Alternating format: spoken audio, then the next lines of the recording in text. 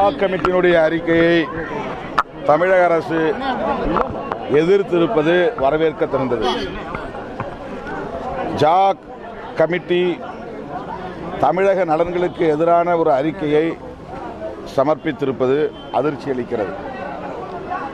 கர்நாடக மாநிலத்தில் மாண்டியா மாவட்டத்தில் தான் அதிகமாக விவசாயிகள் தற்கொலை செய்திருக்கிறார்கள் என்று பதிவு செய்திருப்பதன் மூலம் கர்நாடகம் தண்ணீருக்கு மிகப்பெரிய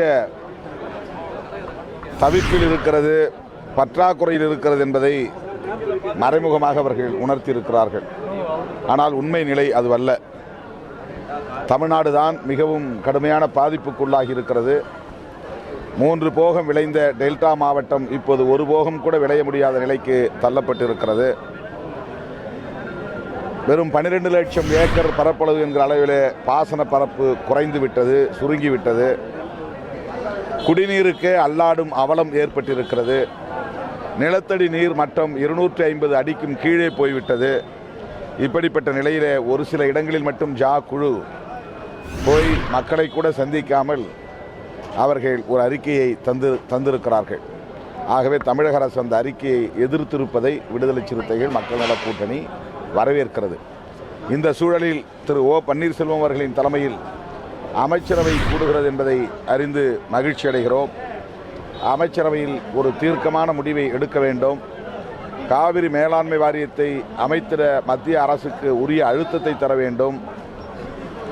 காவிரி பிரச்சனையில் நமக்கான உரிமையை நிலைநாட்டுவதற்கு தமிழக அரசு உறுதியான நிலைப்பாட்டை எடுக்க வேண்டும். சட்ட ரீதியாக மட்டுமே போராடினால் போதாது, அரசியல் ரீதியாகவும் உரிய அழுத்தத்தை கொடுப்பதற்கு தமிழக அமைச்சரவை உரிய நடவடிக்கைகளை மேற்கொள்ள வேண்டும்.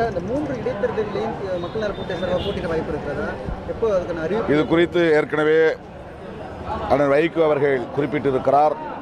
மக்கள் நல கூட்டணியில் உள்ள தலைவர்கள் கூடி பேசி முடிவெடுப்போம்.